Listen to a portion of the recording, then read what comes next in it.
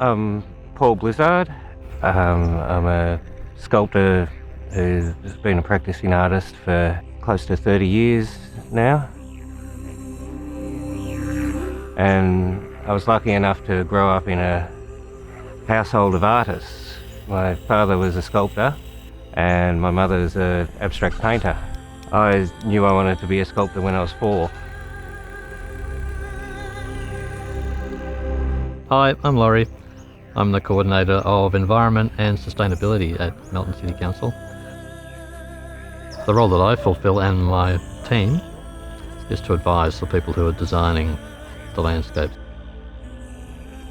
Our role is to make sure that when it's designed, that it's designed in such a way that the habitat is suitable for frogs, maybe water rats if we're lucky, a range of birds, lizards. So it functions as a wildlife corridor.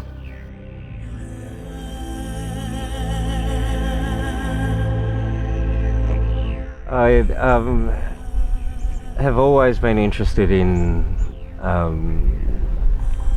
skeletons and bones and things like that. So for me, there's beauty in a fossil or a skeleton. What I'm actually trying to achieve is an impression of what a fossil would have looked like. I'm sitting here next to the growling grass frog sculpture, and that's the species which actually occurs just over here to our left, and so this habitat is suitable for that species. Some of the other species that are represented in the sculptures, another good example is the royal spoonbill. So royal spoonbills come and go, and it's important then that we keep some of those wetland systems in a shape and a form that when it does rain a lot, they'll be able to come back and do what they do.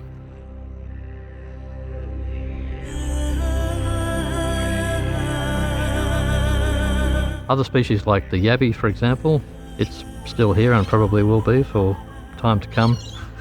Cunningham skink is probably a species which is disappearing a little bit from this landscape. It tends to like rocky outcrops. And one of the other species is the river blackfish, or just blackfish as it's called in the case of the sculpture.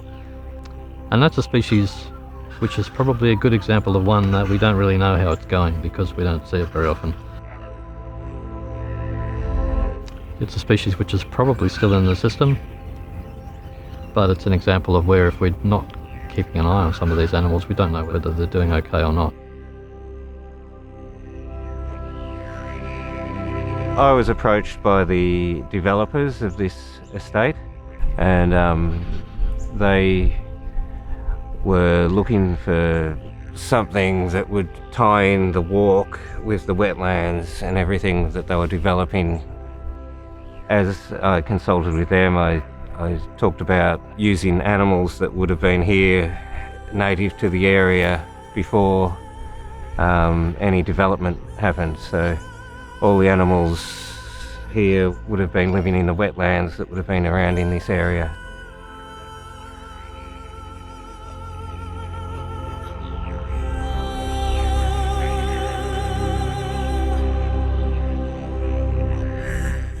I encourage you to come and have a look, put your hands on them and have a think about what the message is. You know, you often in galleries you see kids go up and touch something and people say, "Don't touch that!" But I like the fact that people come up, and especially on a place like this, will touch the pieces, and